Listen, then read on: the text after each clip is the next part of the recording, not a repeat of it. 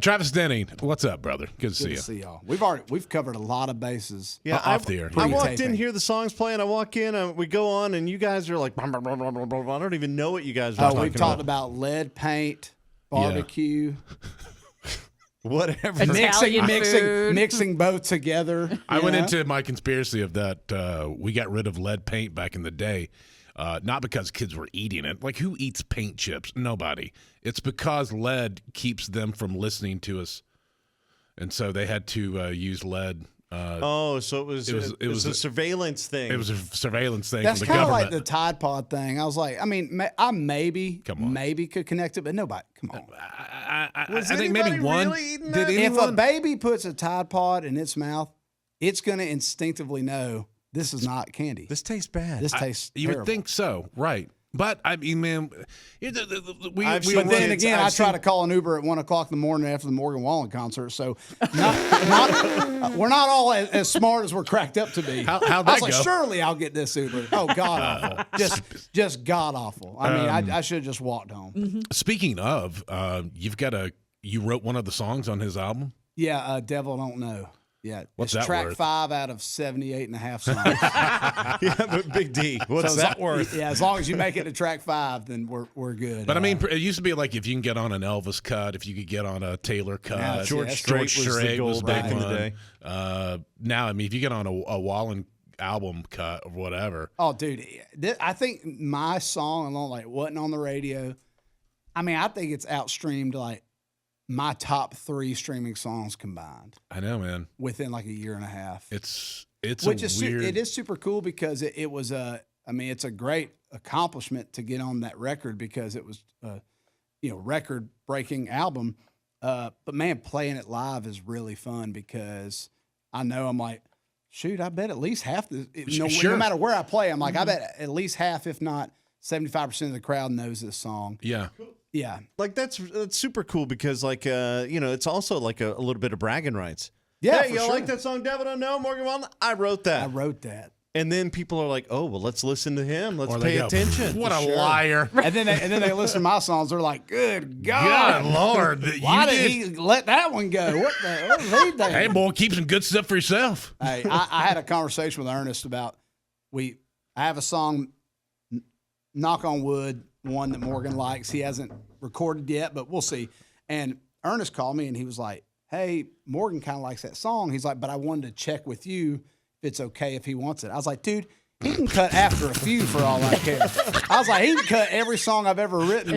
And we just started dying laughing. And Ern was like, yeah, I send him everything. And the things he doesn't want to cut, I cut for myself. I was like, bro, he's Elvis, dude. I mean, he can have whatever he wants. That's fun. All right, Travis Denning's with us. We'll come back talking some music. Travis's own music. Wow, how about that? Oh, yeah, Amazing. I forgot about that. Yeah. Good to see you. Did you bring Morgan? Is he going to walk in all of a sudden? No, I think he's a little bit busy, unfortunately. He's a little busy. All right, we're coming back with Travis Denning. Hang on. Travis Denning is out. I can't believe your debut album. I guess you've been putting out like EPs and singles, stuff. Yeah. Okay. This is so weird. Yeah. But the word debut's funny because to me, debut means like your first here ever. I am, you know? Yeah, but right. That's why I was confused by the word because you've been around. My first single came out about a little over 6 years ago. I was going to say it was way before the lockdowns and all that stuff. Oh, way before that. You know the best, your best part of what your era is? The best era you ever had. It's not any of that. It was when you're in high school and you're playing some Allman Brothers. Heck yeah. Did you know he did he was in an Allman Brothers tribute band? You were in a cover band? I was in an Allman Brothers tribute band. What? Which was like we played only Allman Brothers music. And let me tell y'all something. Did you guys have to dress like the Allman Brothers? No, I didn't. I just dressed like a skinny little high school boy. That's what I dressed like. But no, I was also the youngest guy in that band by minimum 40 years. I was gonna say you're in high school. I was 18 and just playing with some seasoned, veterans of the local How'd y'all music. even find each other? I like seasoned veterans. They played my friend's mother's birthday party, and she was like, bring your guitar. I want you to jam with this band. And I ended up sitting in with them like all night. I mean, it was just in a backyard.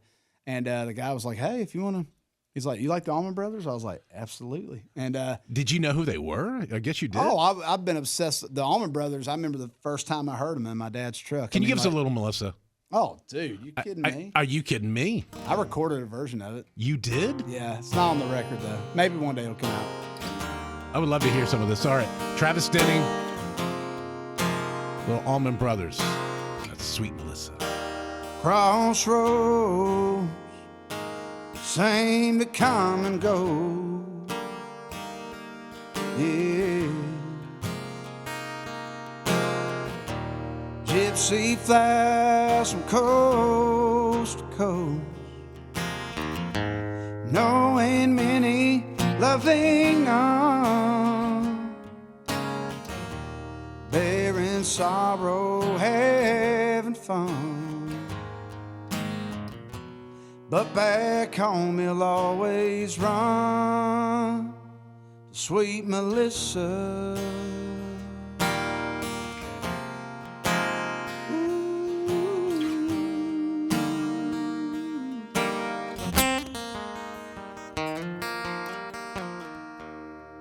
Oh, it's so great. I was not expecting that today. One of the best songs ever written. What? Ever written of all time. Oh, my gosh, so good. Also, Amy from Pure Prairie League. Oh. Amy, what you gonna do? The greatest song ever made. Line 2. Oh, you know what's a great song? Is that one that's like Rambling man. Yeah, you gotta know when to hold it. Rambling man. Yeah, that's a great song. That's one of my favorites. Great song, man. So many great memories. Awesome. Yeah, it's so good. Travis Denning, how about this one? This is Add Her to the List. Getting it on for you right now. More with Mr. Denning. Travis Denning coming up. Travis Denning, Add Her to the List. This album is fire. This is so good, man. I'm excited for you. I appreciate that, man. I mean, it was pretty much almost a year to the day that we were working on it, and it was a lot of fun making the record, and I never once got stressed ever. Wow. That's a lie. Yeah, I got Okay. About song 10, I was like, what am I doing? Why are we doing this? I'm not having fun anymore. And then I blacked out, and then we were done with it. Oh, no. Yeah. Wow. Yeah. Wow. Okay. I mean, blacked out on Broadway. It was a fun night. Oh, it was a good day. You woke up with people taking pictures of you. Yeah. All right. Travis Denning's with us. We'll come back and talk some more with Travis and some touring coming up next. Travis Denning, studio debut album, Roads That Go Nowhere, and talking about the album and touring. How's Hardy doing? I saw you got a what do they call him, a degree from I was about to say, yeah, MTSU? I never got one of those, but he did. He got one of those honorary, was it an honorary No, thing? he did graduate, but he didn't walk because he finished up school in the summer, so he didn't walk at his graduation, so they said, hey, you can officially walk now that you're doing your commencement speech. Oh, that's nice. Man, he's one of my really close friends, and I love him to death. His wife, Callie, is just so sweet. And I thought his commencement speech was like just so awesome. It's just such great. It just shows who he is as a person, and that really is him. So yeah, what I like about Hardy is, by the way, touring with Hardy and stuff, is he just says he wears his heart on his sleeve. When he's talking about mental health issues, and he's just like, hey, this is a tough world, and we all need to kind of like have our thing that we can get out of. It's like you talking about making this album. Let me tell you something. Doing in the music industry is horrible. This is a terrible industry to get into. It is hard. It'll beat you down, but it's also the best. Absolutely. At the same time. I think you have to take everything with a grain of your own salt of how you want to approach it. And it's like when you're having down moments, it's tough, man. Because I think the hardest part is like the comparison side of it. And like first off, we all do that in any facet of our lives, but sometimes you get on Instagram, you get on Spotify or whatever, and you get on iTunes and you go like, well, this person got playlisted here and this person got, this person's song's on the radio and blah, blah, blah.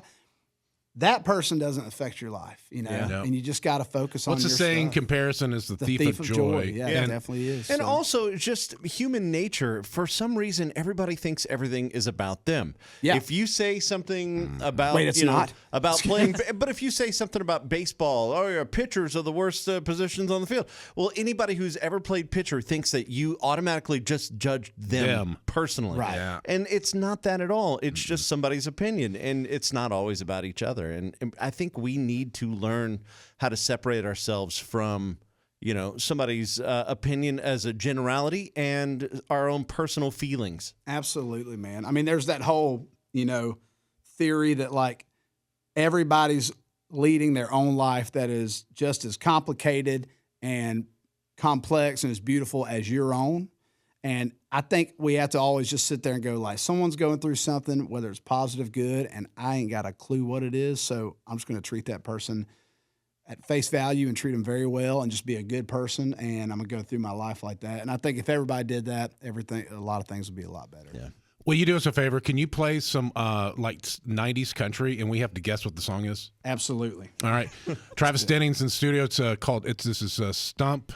Big D and Bubba. I'm going to do all just guitar, right? Yeah. Yeah, you don't have to sing. That ain't my truck. That ain't my truck. Got it. Okay. Chattahoochee? No, Grundy County Auction. Grundy sold. County. That's my father-in-law, for I God's know, sakes. man. Y'all got to learn that one. Well, it's me. Should have been a cowboy. Nailed it. Chattahoochee. I mean, that's just That was easy. That Chattahoochee. was just terrible easy. Oh, Lord, I'm starting to freak out.